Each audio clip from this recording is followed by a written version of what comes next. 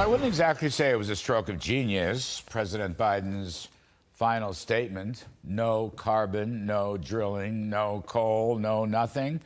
Well, maybe I'm wrong. We'll talk about it with Sandra Smith, co-anchor of America Reports, the great Sandra Smith.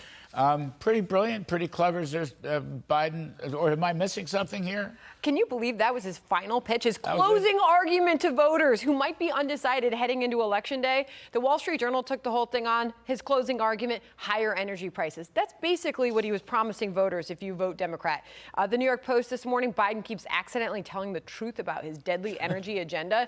I mean, can you imagine in a moment where we're paying more than $1 higher gas prices, you've still got oil hovering around $90, $100 a barrel, that's the closing argument. I'm already looking at, I've got my cheat sheet for watching the election results tonight.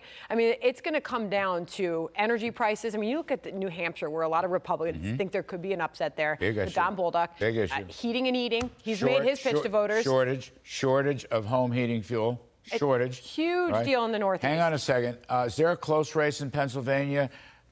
Correct me if I'm wrong. Pennsylvania is a coal state. Hello. Do you think Oz? I hope Oz is out there just flogging that today. I mean, the Republicans I talked to today believe more and more that this is becoming a likelihood for them to win that senatorial seat. I look at the what-if scenario. I look at the 4 toss-ups with these Senate races. The best pickup Republicans believe they have is Nevada right now. But, I mean, you're already getting into pretty good territory if you can, pick up Pennsylvania. Right? Arizona's obviously in play, a toss-up, and then the Georgia race. That's going to be an early closer. 7 o'clock, the polls close in Georgia. If I may, though, I just did some really, nerdy digging into what I'm going to be watching early on Election night. Think about those steel mills in Gary, Indiana. Did you have a double cappuccino before we came on? I did. But I like the energy level. That first district, which you very well know, because Donald Trump, 2 of those counties in the northwest corner of the state, he was able to put those in play. He won them. 2 of those counties, they sit in that Indiana 1st District, which is a Democratic stronghold for decades. Okay, he put it in play, and now there's a possibility. It's a toss-up race.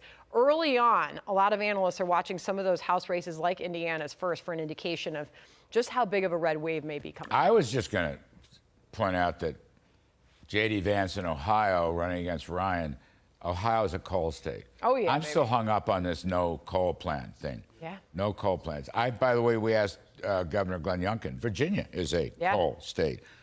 Kentucky is. There's a lot of coal states in America, and they don't want to lose millions of jobs. Why do you think Biden said that? Just to come back to this issue for a second, we didn't really have a chance on your show because we were transfixed with Kari Lake and what she had to say about the Arizona election. But why do you think Biden would do that, or do you think it just got away from him? Well, why did Hillary Clinton do it?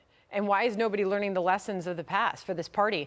I do believe that President Biden, what we have seen leading up to this election day, he says what he believes out loud, okay? None of this is firmly planted in policies that will get us to a good place in this country when it comes to energy, when it comes to economic policies.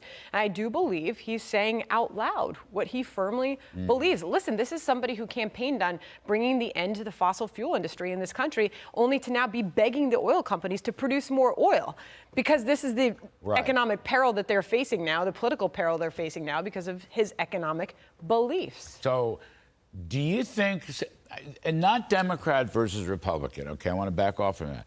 I don't think ordinary common sense folks want this, okay? I think they want all the above. I don't think they want to be told they can't drive a gasoline car. I don't think they want to be told they can't have coal. I don't think they want to be told that home heating fuel is in short supply with ratcheting prices. I don't think they want to be preached to by Washington. This is a endemic problem with the Bidens. They're telling us how to live, Sandra. They're jamming stuff down our throats that we may not want. And I think there's a revolt against that coming up. And may not be able to afford. I mean, the electric car scenario is another one. There's absurd. No, that's right. The average cost of an electric vehicle is $65,000, $70,000 right now in this country. And it seems to only be going higher because there's a squeeze on that market. I don't know, Larry, I don't know how to answer that question. I think you're better suited to answer that. Well, I don't know how you couldn't have pivoted on these issues earlier. I mean, mistake after mistake. You've got Sean Patrick Maloney in this district outside of New York telling people to eat Chef Boyardee. Right. No, that's right. He's going to lose to Mike Lawler. I mean, there's going to be another big upset. I just think this idea of government in Washington telling us how to live, where to live, how much to live, all these things. There's no freedom left. I think the revolt today is going to be a lot about that. There are other things going on. You know, the border is going on, parents in the schools is going on, rewriting American history is going on.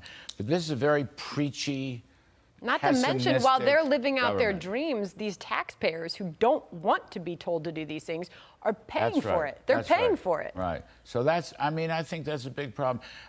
What do you think? What's your gut tell you about tonight? Is the cavalry coming, or are we all overestimating it? I mean, I think Ohio Senate race, you know, we've got that in the lean Republican, 7:30 tonight. You watch that. Pennsylvania, the big prize, that's 8 o'clock tonight. Wisconsin, New York, when polls close, 9 o'clock tonight. I'll be watching for this gubernatorial race, crime, the huge issue there. Right. This is going to be extremely telling. No matter what happens, there has been a huge message sent by American voters, to your point. I think so. I really think so. And I think it's a necessary message. And I go back to this. I don't think it's a partisan message. I think it's a common sense message. I could be wrong. I think what's really key is the Democrats now saying, you saw this third way memo, who are saying, watch out, learn from this, because this is going to have huge implications for 2024.